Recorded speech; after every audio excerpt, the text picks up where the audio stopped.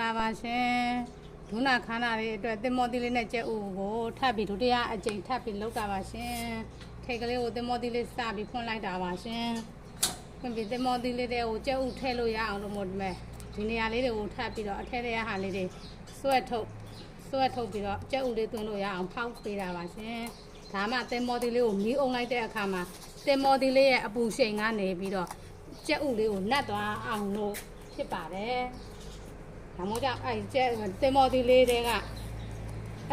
အစာတွေကိုထုတ်လိုက်တာပါကျက်ဥလေးထည့်လို့ဖြစ်အောင်လို့မို့ကျက်ဥလေးထည့်လို့ရသည်ချိတင်မော်ဒီလေးတွေကအစာလေးတွေကိုထုတ်လိုက်တာပါဒါမှတင်မော်ဒီလေးတွေကိုကျက်ဥလေးထည့်လိုက်တဲ့အခါမှာတင်မော်ဒီလေးကိုအပြင်ဘက်ကမီးအုံလိုက်တဲ့အရှိန်နဲ့ကျက်ဥလေးနှက်သွားမှဖြစ်ပါတယ်လိုမျိုးလေးကြက်ဥလေးသွင်းလို့ရအောင်စီကိုဘေးလေးတွေကိုချက်ပြီးတော့မှကြက်ဥလေးသွင်းရမှာဖြစ်ပါတယ်ကြက်ဥလေးကတော့သူများတွေကတော့ဟောပါတယ်ဗမာကြက်ဥလို့ပြောပါတယ်အိမ်မွေးကြက်ဥကျမတို့ကတော့ရှိတဲ့အဲ့မွေးရွေးကြက်ဥနဲ့ပဲ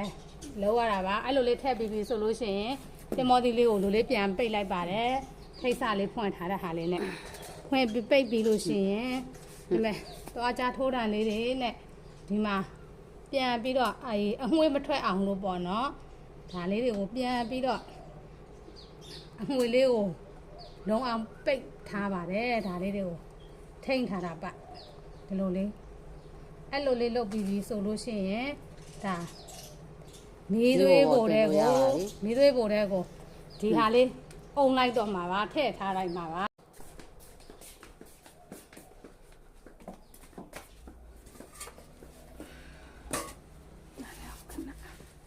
ကိုလေးတွေကို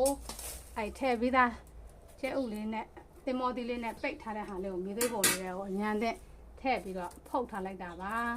အဲ့ကျက်ဥလေးအထက်ထဲကကျက်ဥလေးကိုဒီတင်မော်ဒီရဲ့အပူပေးထားတဲ့အရှိန်နဲ့အပူနဲ့အငွေနဲ့ကဒီထဲကကျက်ဥလေးကိုနတ်အောင်အပူကိုအတော်ပေးရတာပါ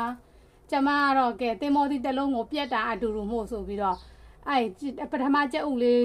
တော်နတ်သွားပြီဆိုတာတိတဲ့အခါမှာနောက်တစ်လုံးဒီအလုံးကိုအပူပေးရတာအတူတူနောက်တစ်လုံးထပ်ထိုးထည့်ပြီးပြန်ပိတ်ပါတယ်နောက်တစ်ယောက်လည်းစားလို့ရပါတယ်